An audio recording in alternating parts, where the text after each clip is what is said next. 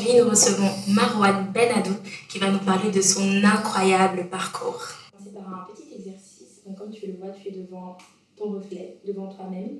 Je vais te poser quelques questions. La seule chose que je te demande, c'est d'être sincère et honnête avec toi-même et surtout de bien te regarder dans le blanc des yeux. D'accord ? Ok. Alors, la première question, qui es-tu ? Je m'appelle Marwan, j'ai 22 ans. Je suis un jeune bruxellois. Voilà, je travaille, je vis ici. Je suis à la fois tout et à la fois rien en même temps. Dans le sens où j'aime vraiment faire de tout, mais il y a aussi des moments où j'aime vraiment rien faire, dans le sens où je ne sais pas du tout ce que je veux faire, où je ne sais plus du tout par où je veux me réorienter. Mais j'ai envie de tout faire en même temps, donc je dirais tout et rien à la fois. Et pourquoi tout et rien ? Parce que tout, c'est un ensemble de tout, et Ouais. rien, c'est un ensemble de rien, finalement. Dans le sens où, si je devrais me définir, je ne pourrais pas me définir comme un seul mot sur une liste. C'est quelque chose qui va constamment changer. Une fois, ce sera plus comme ça. Donc, une fois, ce sera plus de l'aventure. Ça veut dire, aller essayer un peu de tout, etc. Parfois, je vais vouloir me focaliser dans un domaine, puis peut-être me lasser, vouloir aller dans un autre domaine. Et donc, En fait, dans aucune catégorie. voilà, pour l'instant, c'est vraiment, on va dire, la recherche. D'accord. Ta plus grande réussite ? La plus grande réussite, c'est d'avoir compris que dans la vie, il n'y a pas d'échec. Dans le sens où c'est toujours un apprentissage. Tout ce qu'on fait, ça reste une leçon de vie pour maintenant, pour plus tard, peu importe dans quel domaine de la vie, que ce soit professionnel, social, avec la famille ou amical, peu importe, c'est toujours une leçon qu'on va pouvoir se remettre en tête et qui va nous permettre d'évoluer plutôt par la suite. Si tu devais remonter le temps, quelle chose tu changerais ? Je pense que je ne changerais rien parce que je ne suis pas convaincu, je ne suis pas sûr, mais en tout cas, c'est ce que j'ai en tête. Voilà. Encore une fois, c'est un exemple de moi-même, hein. C'est l'indécision, mais dans le sens où je pense avoir fait les bons choix, peut-être pas forcément tout le temps, mais en tout cas, ça m'a mené là où je suis aujourd'hui. Et je suis content d'en être là et de pouvoir continuer d'évoluer chaque jour. Donc, j'irai rien. Voilà. D'accord, merci Marwan, je t'en prie, tu peux t'asseoir. Alors, ça fait quoi de se voir comme ça, de répondre à des premières questions qui nous concernent ? C'est un peu bizarre, non ? C'est intimidant. Ouais. Ah, de se regarder dans le miroir, c'est difficile de se fixer dans les yeux. Alors que bizarrement, on se regarde presque tous les jours, on voit. Ouais. Mais se parler, c'est autre chose. C'est vrai. Ouais, non, se parler, c'est clairement autre chose. Surtout, se parler dans la tête, c'est quelque chose, mais se parler verbalement, c'est encore une autre. Parce que quand tu parles, t'admets certaines choses, tu vois. C'est ça. Et dans ton cerveau, une fois que c'est dit, c'est acté. Ouais, c'est ça. En tout cas, on va aller un peu plus en profondeur. C'est vrai que tu t'es déjà présenté à toi-même, finalement. Ouais. On va apprendre encore à te découvrir au travers de ton parcours. Et du coup, pour commencer, je vais te montrer une petite photo d'un petit garçon trop mignon. Il est trop chaud. Je t'en prie. Merci. Qui est ce petit garçon J'aime bien le sourire. Qui est ce petit garçon ? Comment ça se passait son enfance ? Comment était son environnement ? Bref, Marwan a 4 ans. Marwan a 4 ans. Marwan, c'est quelqu'un qui est content presque tout le temps. Des fois pour rien. C'est vrai. Qui casse la tête aussi beaucoup. Vraiment. Un peu turbulent. Beaucoup de caprices, mais au final, on voit sa tête. Non, je rigole. Sincèrement, c'est quelqu'un à ce moment-là qui est beaucoup sur la découverte. En soi, moi, j'ai pas de souvenir exactement précis à 4 ans, hein, qu'on soit clair, mais de ce que je retiens réellement de mon enfance, c'est que j'étais quelqu'un qui était très curieux. Voilà, je voulais toujours toucher un peu à tout. Un bête exemple, hein, je pourrais encore te donner des sujets de conférences que je faisais quand j'étais en primaire. J'avais une fixette sur les métiers quand c'était histoire de troisième, enfin pas troisième, enfin tu vois le 5-8, c'était en première primaire si tu veux. C'était une conférence sur la police, ensuite ça a été sur le boulanger, c'était encore des métiers très basiques, hein. Ça sur les pompiers, sur des métiers de la vie qu'on connaissait à cet âge-là quand on était petit. Et j'étais toujours curieux de savoir un peu comment tout fonctionnait un petit peu. Et d'où tu tires cette curiosité ? Je sais pas. Parce que c'est vrai, lorsqu'on est plus jeune, lorsqu'on a un enfant, on touche un peu à tout parce qu'en vérité, on ne connaît rien. Je pense que c'est l'innocence de l'enfance. Ouais. Comme on ne connaît pas trop, on va vouloir souvent apprendre. Des fois, c'est vrai qu'il n'y aura pas d'intérêt qui sera porté. Mais j'avoue que j'ai vraiment porté presque d'intérêt à beaucoup de choses. Ouais, et tu étais hyperactif ou non ? Parce que souvent, c'est quelque chose qui va ensemble, cette curiosité de toucher à tout, de voir tout. Pas spécialement, dans le sens où quand je disais curieux, c'est pas quand on dit toucher à tout, c'est vraiment je vais vouloir m'intéresser plus qu'autre chose. Ça veut dire que moi, j'avais ma carte de bibliothèque. Ma mère elle m'avait faite à l'époque, tu payes 50 cents les 3 2 heures, t'allais chercher un livre. Et donc ça m'arrivait qu'elle me poussait à aller d'une manière ou d'une autre approfondir ma lecture. Elle me disait tout simplement comme ça Et t'apprends. c'est ça, t'avais un encadrement finalement, cette curiosité, enfin, ta maman était là justement pour t'accompagner dans cette... Derrière, c'était le moteur qui a fait que, au final, ça m'a apporté beaucoup parce que, allez, cette curiosité, elle est restée constante. Et au fil des années, je ne l'ai jamais perdue et au final, c'est devenu plus un plaisir, un passe-temps, quelque chose que j'aime faire, plutôt que quelque chose à laquelle on va me forcer ou on va me dire, voilà, ça tu dois étudier parce que c'est pour l'école, tu dois connaître les tables de multiplication parce que c'est pour les... Tu vois, quand c'est imposé, et que l'intérêt n'y est pas, c'est difficile. Alors que quand tu te laisses faire, tu prends ce qu'il y a à apprendre, au final, tu te conditionnes. Et à cet âge, qu'est-ce que la curiosité finalement t'a apporté quand tu étais vraiment jeune comme ça? Parce qu'en réalité, tu touches à tout, t'apprends, ça t'a permis d'évoluer, de déterminer dans quoi tu veux terminer. Bref, comment ça s'est manifesté concrètement, cette curiosité? Alors, je vois ce que... Alors, en fait, si tu veux, comment ça s'est manifesté, c'est que ça a évolué de manière constante. Ça veut dire que malgré l'école, etc., qui était quelque chose qu'on avait tous les jours, au final, l'école, c'est comme la maison, parce qu'on est plus à l'école qu'à la maison. Je te donne un exemple, par exemple, une fois que tu passes en secondaire, tu passes 8 heures par jour à l'école. Au final, il y a seulement vraiment le week-end que tu passes réellement à la maison, ou encore, si tu sors, tu vas avoir des amis, voir la famille, ou qu'il y a un événement. Donc, c'est vraiment le lieu de vie, si on veut dire. Et alors, malgré ça, j'arrivais sur le côté à vouloir passer du temps à m'informer sur d'autres choses. Ou bien même approfondir ce que j'avais appris à l'école, mais pas dans le sens où, ouais, voilà, il fallait apprendre telle formule, j'ai voulu apprendre une formule en plus pour le prof ou quoi. Non, rien à voir. Dans le sens où, je monte encore un peu plus loin en secondaire, on avait des cours par exemple de formation géographique, sociale, des cours de sciences éco, même un peu plus tôt, etc.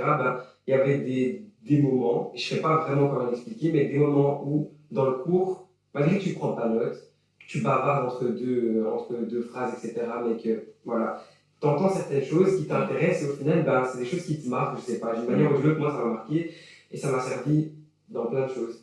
J'ai approfondi mes recherches là-dessus, ça m'a appris à comprendre certaines choses dans la vie de tous les jours, parce qu'au final, ce qu'on apprend à l'école, il y a toujours, allez, si tu veux, une petite graine, une miette, quelque chose qui fait que voilà, aujourd'hui c'est encore présent d'une manière ou d'une autre, quoi.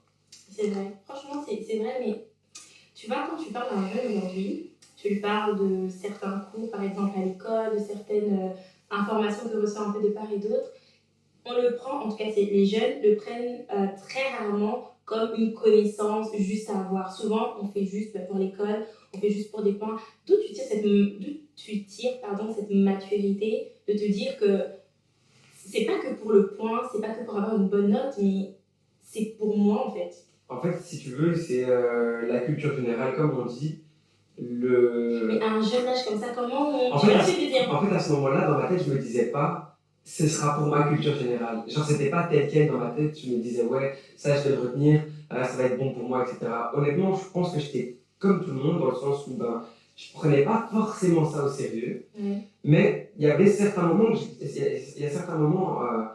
du cours, si on peut donner ça, si on reste dans l'aspect scolaire, qui allaient marquer et que j'allais réentendre et j'allais pouvoir faire le lien, si tu veux.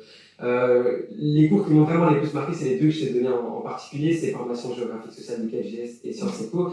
C'est des choses auxquelles on est un peu confronté aujourd'hui et je me dis qu'avoir appris des choses qui sont bêtes, comme l'offre et la demande à l'école, tu comprends pourquoi aujourd'hui il y a tel et tel truc qui se passe sur le marché. C'est des bêtes trucs, mais au final, tu arrives à juste un peu mieux comprendre ce qui se passe dans la vie qu'on mène aujourd'hui, quoi. Et un curieux comme ça, dans la période d'adolescence, comment ça se passe? Parce que généralement, cette curiosité fait que peut-être tu t'intéresses un peu plus que les autres étudiants, tu cherches peut-être un peu plus que les autres étudiants, même pas. Parce que tu dis souvent, quand une personne est fort intéressée à un cours, je te dis d'expérience, on traite souvent d'intello ou de personnes qui, voilà, ils n'étudient jamais, mais ils réussissent toujours tous les examens, tu vois un peu. Et comment toi, tu le vivais en tout cas dans cette période-là? Je t'avoue que c'est pas réellement mon cas, dans le sens où la plupart de ma partie à l'école en secondaire, j'ai réussi. C'est vrai que j'ai pas eu d'année où j'ai eu un échec, quelque chose comme ça, voilà. Encore dire une leçon de vie si tu veux, mais où j'ai eu la chance d'avoir un suivi aussi avec ma mère qui était beaucoup derrière moi. Mais ça c'est important, ouais. D'avoir quelqu'un, un père ou une mère, enfin un parent tout simplement, derrière toi. Je trouve que c'est important pour tout le monde d'avoir quelqu'un tout court. Pas forcément un parent, parce qu'un parent, c'est relatif. Il y a des parents qui peuvent aider, il y a des parents qui ne peuvent pas, parce que malgré eux, malgré qu'ils voudraient aider, ils ne sont pas dans la position de pouvoir le faire. Parfois, c'est la santé, parfois, c'est la connaissance, parfois, voilà, on n'a pas tous eu la même vie. Donc, je dirais surtout avoir quelqu'un qui peut être là pour donner une motivation et faire comprendre à l'élève, ou peu importe, à quelqu'un qui apprend, qu'au final, d'une manière ou d'une autre, ça va servir.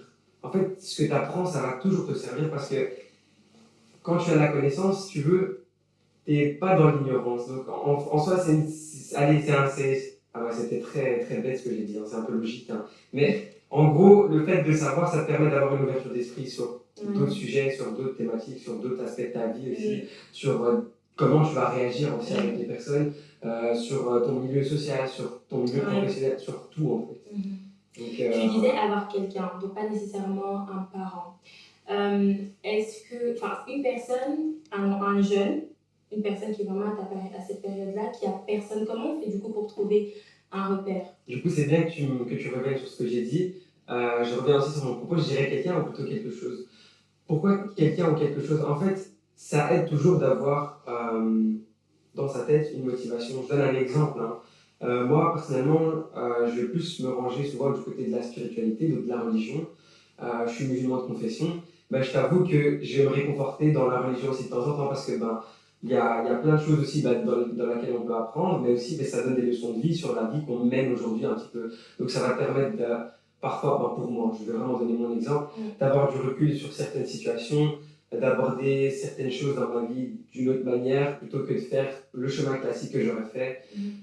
Voilà, je dirais d'avoir quelque chose, ou en tout cas dans sa tête, une petite voix, une motivation, quelque chose sur le côté, que ce soit dans la spiritualité ou même quelqu'un, que ce soit un ami, de la famille, vraiment une motivation, trouver en fait quelque chose qui va toujours te donner cette flamme qui ne va jamais l'éteindre. Oui, c'est ça.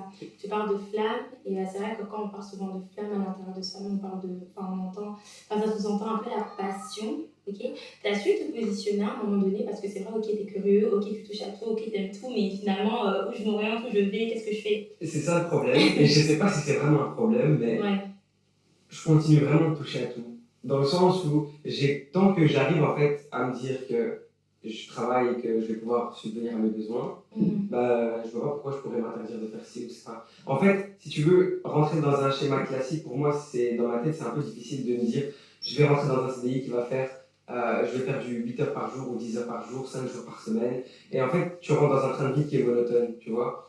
Moi, j'ai déjà eu pas pour dire ou quoi, mais j'ai déjà testé 2 fois l'expérience d'un CDI que j'ai finalement moi-même décidé de couper, ou en tout cas, on a fait ça à la mer. Pourquoi? Parce que c'est pas un train de vie qui est bon pour moi. J'aime pas rester dans un schéma où au final, tu sais ce que tu vas faire demain, et qu'après-demain, ce sera encore une nouvelle fois la même chose. Au final, la flamme que tu as en toi, elle s'éteint.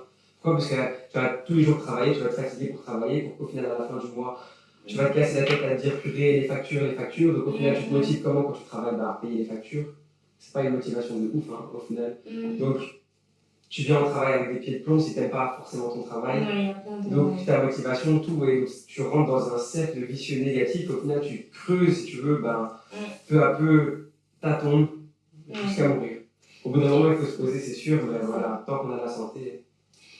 Et pourquoi tu as décidé d'être toi? Je sais que c'est bizarre cette question, parce que tu parles de schéma classique, donc cela sous-entend du coup la normalité, la norme en fait. Voilà, c'est comme ça finalement dans la tête de tout le monde, on va dire. Mais pourquoi tu as décidé d'être toi finalement? C'est parce qu'en fait, ce qu'on nous apprend à l'école, c'est toujours de faire des études pour avoir un métier, pour épargner pour sa pension et pour être bien quand on est vieux, tu vois. Au final, on est dans une période où les gens ils ont fait ça pendant des années.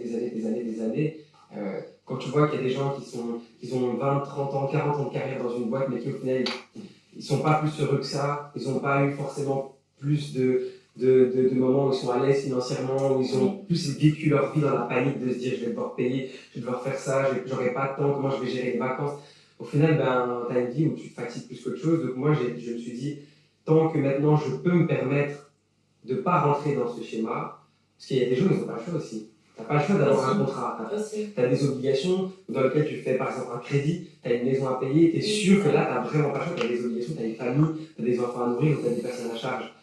C'est pas un jugement que je fais. Non, bien sûr que non. Simplement que la voie que j'ai prise, c'est tant que je peux me permettre de le faire, je ferai ce que j'ai envie. Ça veut dire de travailler là. Si j'ai envie d'essayer d'autres choses, j'essaie d'autres choses. Et c'est vraiment courageux quand même, je trouve. Il y a des risques. Il y a des risques, c'est ça. Mais au final, tu t'en prends conscience parce que quand tu fais ces choix-là, tu sais qu'il y a des risques. Après, il ne faut pas pleurer si au bout d'un moment, bah, tu n'as pas de CDD ou tu n'as pas de CDI, tu as voulu jouer la carte aussi parfois d'aller à droite, à gauche. Ça peut arriver que j'ai, comme on l'appelle, une erreur de parcours ou des trucs comme ça, tu vois. C'est des choses qui sont là, j'en suis conscient. Je sais que ne pas se ranger dans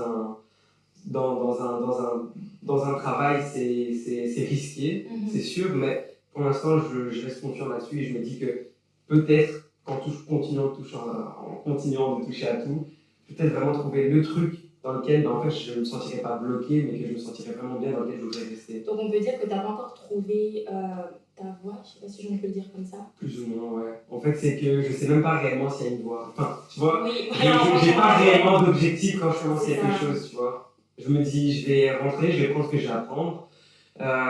Tant que ça me sert de leçon tout le temps, que j'apprends, ça me servira pour autre chose. Et au final, bah, tu vois que sur un CV, pour donner encore une fois un truc classique, sur un CV, bah, au final, tu peux mettre plein d'expériences et ces expériences-là cumulées. Je donne un exemple. Tu fais par exemple, je donne vraiment des trucs. Tu fais de la plomberie en 2017. Tu fais non, allez, je suis vraiment alignement là comme exemple. Tu fais du community management en 2017. Tu fais de la préparation d'événements, ça veut dire comment on apprend en communication des trucs bien logistiques, devoir gérer des fournisseurs, check. Tous ces trucs-là, bah, en fait, au final, tu te dis que 10 ans plus tard, tu peux accumuler ce que tu as fait là, et là, et ça te donne un certain nombre de compétences qui te rendent capable de faire certaines tâches dans lesquelles on te demande d'être polyvalent, tu vois. Et comment, parce que voilà, ta maman est là, c'est vrai que les parents africains, généralement, ils ont aussi ce schéma un peu classique de voir un peu son fils, un peu qui va un peu dans tous les sens. Peut-être qu'elle était plus jeune, elle comprenait, tu te cherchais, mais qu'elle se dise qu'aujourd'hui, il est encore polyvalent. Est-ce que ça passe ou pas? Alors, je t'explique.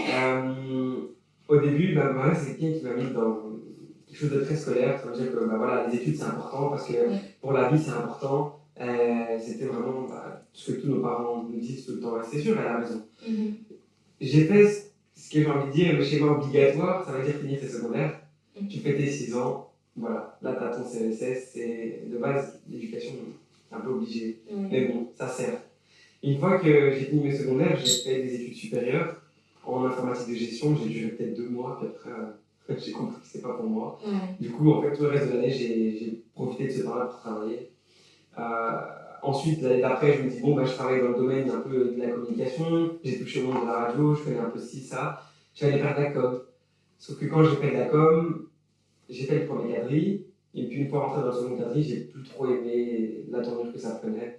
Et moi, comme je suis, voilà, j'ai arrêté. Pas parce que j'étais blasé, mais parce qu'en fait, je me dis, je vais arriver à la fin de l'année, je vais continuer l'année prochaine. On nous donne déjà des explications par rapport au cours de l'année prochaine, sur quoi ça va nous déboucher comme métier dans un bachelier de 3 ans en com, que le monde de la com dans les métiers c'est saturé, c'est difficile de trouver un emploi, mais que malgré tout, tu vas quand même faire ton bachelier, tu vas quand même perdre, non, mais tu vas quand même utiliser 3 ans de ta vie pour au final être dans un domaine qui est déjà trop saturé maintenant. Je me dis, moi pour l'instant j'ai un pied dedans, je vais un temps rentrer par la porte. Un peu, tu vois, la porte qui m'est déjà un peu entrouverte, plutôt que de me dire, ouais, non, je vais rester dans les études et je fais ça quand j'aurai mon diplôme, ce sera mieux. Non, j'ai voulu. Ma mère n'était pas trop OK quand je lui ai dit que j'arrêtais les études. Pour elle, c'était hors de question, une catastrophe. Tu vas faire quoi de ta vie, tu vas être un clochard. C'est normal, c'est l'inquiétude des parents et ils ne veulent pas que leurs enfants finissent justement au final sans rien. Et qu'aujourd'hui, les études, c'est important. Tu disais que tu as un pied dedans, encore aujourd'hui. Toujours. Du coup, finalement, un diplôme n'a servi à rien. Je dirais pas réellement pourquoi, en tout cas pas pour ce que moi j'ai fait. Parce que, pour donner comme exemple, dans la radio, le fait d'avoir eu plusieurs expériences, d'avoir enchaîné, d'avoir en fait donné beaucoup de mon temps aussi. Surtout, c'est pas quelque chose que j'ai fait où j'ai toujours été rémunéré, où j'ai toujours touché de l'argent. La plupart du temps, ça a été du bénévolat. Je travaillais sur le côté, mais je donnais beaucoup de mon temps. Pourquoi? Parce que je me disais, j'apprends. Certes, pour eux, c'est bien. Ils ont quelqu'un, etc. Ça leur coûte pas cher, mais c'était pas l'aspect que je regardais. Je disais, moi, en fait, je suis en train d'apprendre. J'ai une formation gratuite. Je me dis, c'est beaucoup plus ludique qu'en classe, que derrière un bureau avec un prof qui est là, et des fois qui est lui-même blasé de sa vie. Et au final, j'ai poussé un peu là-dedans. Et je me suis retrouvé à avoir des élèves qui étaient avec moi en première, que j'ai eu comme stagiaire, là où je travaillais. Alors que Ok, moi, donc toi, t'es. j'ai des maîtres de stage sans forcément avoir de diplôme. Parce qu'en fait, Waouh, c'était. mais c'est incroyable. En soi, vraiment, quand tu regardes sur le fond, il n'y a pas réellement besoin d'avoir un diplôme quand tu dois faire un stage dans un lieu particulier. Je donne un exemple, tu fais de la radio, tu apprends des choses, donc on t'explique qu'il y a des codes. Oui, La c'est radio, ça. tu es écouté par des gens. Parfois, c'est vraiment juste dans une région. Par exemple, moi, j'ai commencé, c'était que à Bruxelles. Tu dis, c'est communautaire. Moi, c'était sur Arabelle, par exemple. C'est communautaire. Moi, tu dis de non, c'est que pour les Arabes, c'est qu'à Bruxelles, c'est un bel truc. Mais en fait, au final, non, parce que la pression de te mettre devant un micro et de te dire que il y a peut-être même déjà juste 10 personnes qui sont derrière leur radio en train d'écouter, ça te fait un peu, tu vois, même si tu ne les vois pas en face de toi, tu te dis que chaque mot que je vais dire, c'est en direct, les gens vont entendre. Oui, c'est ça. Tu dois être, entre guillemets, irréprochable. Le truc, c'est qu'avec le temps, tu apprends à te poser et te dire que c'est pas grave, c'est pas grave, ça arrive. Voilà, c'est ça. Et au final, tu as une formation, tu es formé, tu arrives à comprendre les ficelles petit à petit, et puis tu peux expliquer, et tu peux aussi, à ta manière, aller donner un peu de ce que tu as appris. Quoi. Tu vois, c'est vraiment juste le donner et faire partager ton apprentissage, ton expérience personnelle. Finalement, on doit suivre la passion de l'école. Je dirais les deux, parce que tout le monde n'a pas forcément l'envie ou l'idée de vouloir se mettre dans quelque chose de risqué ou de vouloir forcément apprendre sur le terrain. Il y en a qui sont beaucoup plus réconfortés d'être dans des cours plus théoriques ou en tout cas plus dans un cadre scolaire. Et c'est vraiment chacun comme il est. Il y a des gens qui vont plus préférer l'école, il y a des gens qui vont plus préférer vouloir apprendre d'eux-mêmes, et des gens qui vont vouloir préférer ni l'un ni l'autre. Moi, voilà. C'est vraiment, je dirais, il n'y a pas de chemin à prendre, c'est plus à l'instinct. Il faut se connaître soi-même. Se connaître, c'est un grand mot, on ne se connaît jamais au final totalement, mais essayer de se comprendre et de voir comment nous on réagit face aux études, à vouloir travailler, à ci, à ça, et se dire quelles seront les meilleures décisions, et puis aussi pas hésiter à en parler à des gens qui ont déjà des expériences, à des gens qui ont fait soit le choix d'avoir fait des études, d'avoir fait un bachelier, un master, d'avoir fini 8 ans d'études par exemple pour les gens qui sont médecins, ou tout simplement demander à quelqu'un qui a aussi évolué, qui est aussi peut-être chef d'entreprise, t'en sais rien, mais en tout cas qui a eu un parcours qui est pas en tout cas celui qu'on connaît tous, qui est de la lignée scolaire. Quoi. Et ce risque, ça te fait pas peur qu'un jour ça te porte préjudice? Par exemple, le fait de ne pas avoir de diplôme, disons, donc dans quelques années, on oblige que voilà, pour travailler, il faut un diplôme, en tout cas dans ton domaine par exemple. Est-ce que tu n'as pas peur de ça? Tu te retrouves avec plus rien? En fait, je te dirais non, parce qu'en fait, on est dans un monde où le diplôme, ça reste entre guillemets un bout de papier pour la formalité, dans le sens où déjà on s'assure que tu es certifié dans ce que tu as appris. Au final, qu'est-ce qui nous dit qu'après ton bachelier de 3 ans plus tard, tu as retenu ce que tu as appris à l'école? Je te donne un exemple. Si tu ne l'as pas mis en pratique, je t'ai dit, moi, ça y est, vas-y, c'est bon, c'est la fête, je vais travailler pendant 1 an, je fais des jobs étudiants, par exemple, quand tu étais en train d'être en cours, tu as pu mettre de l'argent de côté, tu sais que tu vas pouvoir être tranquille, avoir un petit job de temps en temps, le temps de trouver vraiment ton job fixe, ton CDI, parce qu'on ne trouve pas d'office tout le temps un CDI directement. C'est sûr, il y a la chance de pouvoir l'avoir, mais ce n'est pas tout le temps. Au final, est-ce que tu vas vraiment pouvoir être compétente? Est-ce que tu vas vraiment pouvoir satisfaire aux besoins de l'entreprise? Est-ce que l'entreprise va encore être basée sur les connaissances que tu as apprises il y a 3 ans? Quand on sait que les études qu'on fait, rien qu'en communication, chaque année, il y a une nouvelle mise à jour des cours parce que les cours de com des années précédentes étaient déjà obsolètes. Au final, est-ce que ton bachelier, ton certificat, en tout cas on va juste mettre le papier, ton certificat va pouvoir assurer ta compétence sur le terrain au moment même où on aura besoin de toi? Je me dis qu'il y a peut-être des chances, non, mais il y a toujours en fait des endroits où on a besoin de gens, des gens qui savent ton expérience, et souvent, aujourd'hui c'est triste, mais regarde, quand tu veux postuler pour un job étudiant, et c'est ce que moi j'ai eu du mal au début, quand j'avais 15 ans, j'avais eu du mal à trouver, en fait, on demande de l'expérience. Mais des fois, il n'y a pas moyen de se faire d'expérience si on n'a pas travaillé avant. Donc au final, l'expérience, c'est quoi? C'est l'école ou c'est le travail que tu as fait avant? Ou c'est les trucs que tu as pu aller? Tu vois, je veux dire, il n'y a pas de schéma exact précis à faire, mais voilà, je ne sais pas si vraiment ce certificat, il va vraiment être quelque chose de super utile pour plus tard. Tu vois. C'est vrai qu'au niveau des barèmes pour l'argent, etc., c'est vrai qu'à certains moments, il faut se mettre face à la réalité. Sans diplôme, il y a des moments où tu ne peux pas être évolué dans une entreprise. Mais est-ce que je veux vraiment rentrer dans le cadre de l'entreprise? Non. Est-ce que je rentre dans un mood où je vais dans un CDI faire du 8 heures par jour? Et puis, si tu es talentueux, tout simplement, pourquoi pas monter? Pourquoi toujours un papier? Pourquoi un papier d'homme certifié? Enfin, je veux dire, tout bêtement, on a peut-être tous triché, on a réussi un examen, mais alors qu'on n'a jamais étudié cet examen, on n'était pas compétent même dans ce... Voilà, c'est pour dire, aujourd'hui, c'est vrai qu'on nous met vraiment dans les cases. Il faut tout est papier en fait, tout doit être certifié, tout doit être confirmé. Mais je peux sortir, j'ai tout réussi voilà, dans mes études et je ne suis pas du tout compétente dans le marché, enfin, je ne sais rien faire finalement. Donc, vaut mieux suivre la passion ou continuer à être là comme tu dis et perdre des années, sortir et finalement on ne se retrouve pas. Bah, en fait, je dirais encore une fois pas perdre des années parce que l'apprentissage que tu finalement. fais à l'école, le papier que tu reçois à la fin, il certifie quand même que tu as validé un certain nombre de cours. C'est vrai que c'est pas forcément tout le temps validé dans les meilleures conditions. Des fois aussi, c'est ta mémoire à court terme. On va vite étudier, on va retenir vite fait, puis après, on ne retient pas forcément. Mais d'une manière ou d'une autre, ça rentre dans la tête et quelque part, c'est planté. Tu vois, la graine est là. Donc, je dirais pas que c'est inutile et que tu perds des années. En fait, encore une fois, je dis vraiment comment tu le sens et comment tu sais.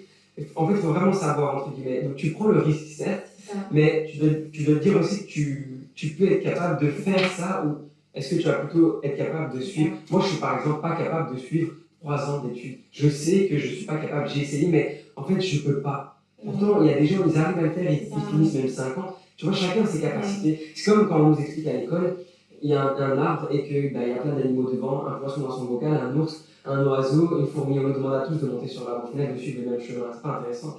Tout le monde n'a pas les mêmes compétences. Il y en a qui vont pouvoir le grimper comme ça, et il y en a qui vont même pas pouvoir le toucher. Quoi, tu vois. Et tu es super courageux, tu sais. Parce que sincèrement, c'est un risque de se dire je m'écoute.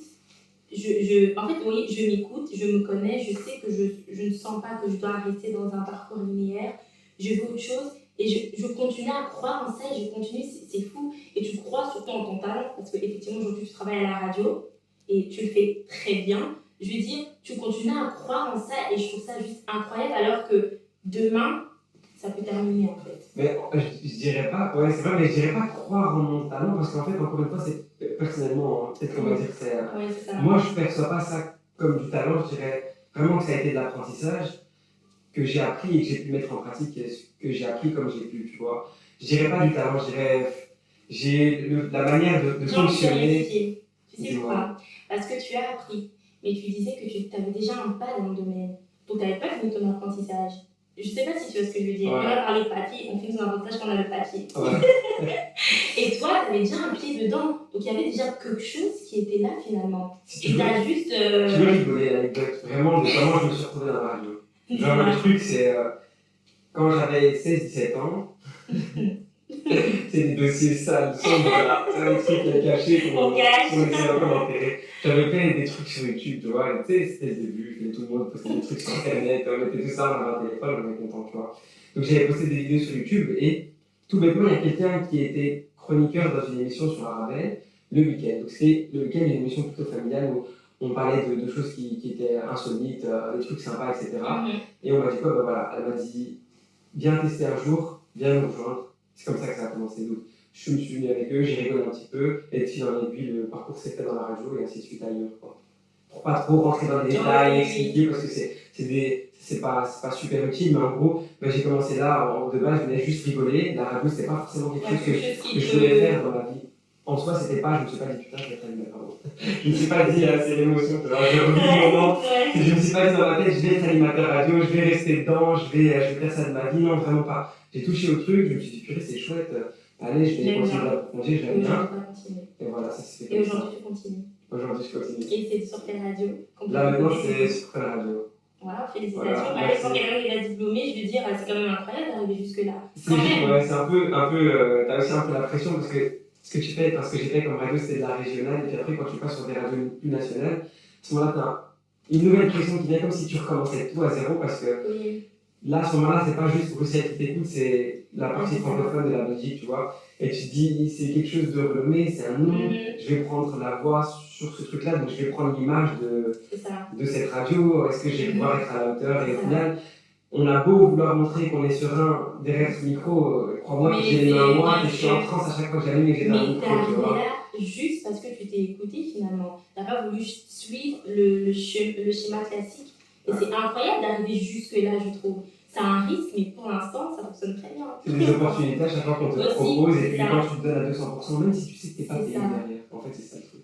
Quand tu peux aider d'une certaine manière et qu'on te dit, ouais, voilà, ça va être du bénévolat, donc il ne faut pas être là pour l'argent, etc. Mais en fait, dans ta tête, te T'as pas conditionne envie de déjà. lui parce que toi, t'étais vraiment dans l'apprentissage premièrement. Voilà, je me dis, à ce moment-là, je n'avais pas de loyer à payer, je n'avais pas forcément de facture, j'habitais avec mes Ouais, c'est parents, ça, donc. j'avais un job étudiant sur le côté, donc en fait, je pouvais rentrer de l'argent sans avoir d'obligation Oui, à dépenser tous les mois. c'est ça. Donc pourquoi pas, et aujourd'hui, ça t'a ramené jusque-là. Franchement, quel parcours! C'est vraiment incroyable d'entendre ce genre de parcours aujourd'hui. Déjà, ce que j'aime beaucoup, c'est que tu t'écoutes. Vraiment, tu vois, tu as vu que, écoute, c'est pas pour toi les études, en tout cas les 3 ans, tu es parti dans autre chose et aujourd'hui tu le vis bien et tu dis que voilà, tu es polyvalent. Si aujourd'hui ça va être autre chose, c'est plus la radio, bah, tu vas aller vers autre chose. Et moi, ce que je retiens vraiment de ton intervention, pardon, c'est qu'il faut s'écouter. Ouais, c'est super En important. réalité, il faut ressentir ce qu'on ressent. Bon, j'ai dit la même chose, mais c'est important de se connaître et vraiment de s'écouter. Parce que souvent, quand on s'écoute, on va se rendre compte que ce chemin-là, c'est la mauvaise voie. C'est Bien ça. sûr. Et le schéma classique, il faut savoir aussi que ça a été imposé par la société. C'est pas une vérité aussi. On dit pas. C'est dans les mœurs surtout. Tu vois, en Oui, fait, c'est la ça. société, mais c'est les parents, Oui. c'est le milieu social, ouais, ça va vraiment avec tout. Et le truc ici, vraiment à retenir de ce côté-là, c'est vraiment que quand tu t'écoutes et tu décides d'être, en fait, vraiment comme le concept de l'émission, face au miroir, tu te mets face au miroir, en fait, et tu cherches au fond de toi ce que tu veux vraiment. Et si tu sais pas ce que tu veux, alors essaie de te retrouver, de comprendre dans quelle situation, dans quel moment tu te sens bien. Dans quel moment tu retrouves de l'apaisement, dans quel moment tu te sens bien avec toi-même et tranquillité. C'est à ce moment-là de tout réorienter de ce côté-là. Parce que tout se trouve en nous finalement. Voilà. Toutes les réponses se trouvent en nous. C'est sûr que des fois il faut sortir de sa zone de confort, c'est là que tu apprends. C'est ça. Et au final, en sortant de cette zone de confort, parfois ça peut permettre d'agrandir la zone de confort que tu avais déjà et de continuer d'agrandir à chaque fois. Tu vois. C'est ça. Bon, on va finir sur ces mots. Parfait. Mais avant de clôturer, on a une petite surprise pour toi. D'accord. Est-ce que tu veux voir cette surprise? J'espère que tu vas l'apprécier. Vas-y. Attends, je vais te monter ça tout de suite. Tu me fais peur. Voilà, je t'en prie. Et tu peux juste mettre play. Ah, ok, merci. Ah, je reconnais direct. Hein. Coucou Marwan, c'est Nelita. Déjà, félicitations pour ton passage à Face au Miroir. Je t'envoie ce message pour te souhaiter que des belles choses. Tu es un garçon extraordinaire. Tu as une détermination que peu de gens ont. Donc voilà, tu es un garçon intelligent, gentil, bienveillant. T'as jamais rien lâché. Ton parcours, il est juste incroyable. J'ai tellement de qualités, je ne saurais même pas quoi te dire de plus. Et voilà, tout ça pour te dire, reste le garçon que je connais, ambitieux, déterminé, et j'en passe. Et Dieu sait par tout ce dont tu es passé pour arriver là où tu es aujourd'hui. Donc voilà, j'ai juste envie de te dire félicitations, continue comme ça. Tu mérites tout ce qu'il y a de mieux dans ce monde. Et voilà, moi je vous dis, retenez bien ce nom, Marwan Benadou, parce que vous n'êtes pas prêts. Bientôt, il sera partout, vous allez l'entendre partout, dans toutes les radios du monde. Et donc voilà, je te fais plein de gros bisous. Je t'aime très fort, t'es mon frère, ma vie. Et voilà, je te fais plein de gros bisous, des bisous à tout le monde de Face au Miroir. Et voilà, j'espère que ce message te fera super plaisir. Ah, c'est trop mignon, franchement. Alors, c'est qui sur cette vidéo? Ah, c'est ma meilleure amie. Voilà, c'est Nelita. C'est marrant parce qu'en plus, je le dis bien, elle m'a sorti une excuse là. Ça va déjà. Dans le coup, elle fait des bails comme ça. Et ça fait quoi d'entendre ces mots? C'est très touchant. C'est vrai que c'est vrai.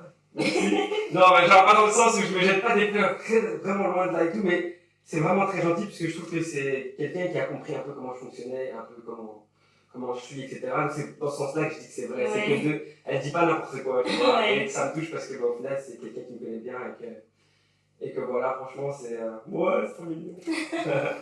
Et ça me fait plaisir vraiment que tu aies apprécié ce petit cadeau. Oui, c'est un petit cadeau finalement. C'est sûr. En tout cas, merci beaucoup de nous avoir partagé ton parcours qui est vraiment, pour moi, il est incroyable. Personnellement, peut-être, tu vois, ça fait quand tu parles de tes vies, n'importe quoi, il faut vraiment que tu arrêtes de te minimiser parce que franchement, là où tu es arrivé, beaucoup avec des diplômes n'y arrivent même pas. Donc, sois vraiment fier de ton parcours et oui. Aujourd'hui, tu travailles à la radio sans diplôme. Mais vraiment, merci beaucoup de nous avoir partagé ton parcours. Merci à toi, merci pour l'invitation.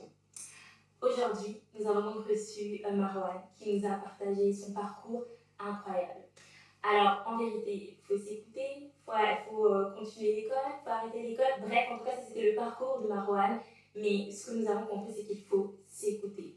Il faut se connaître et surtout s'écouter. Et il faut juste finalement trouver son chemin. Merci beaucoup de nous avoir écoutés. On se retrouve dans le prochain épisode. Bye.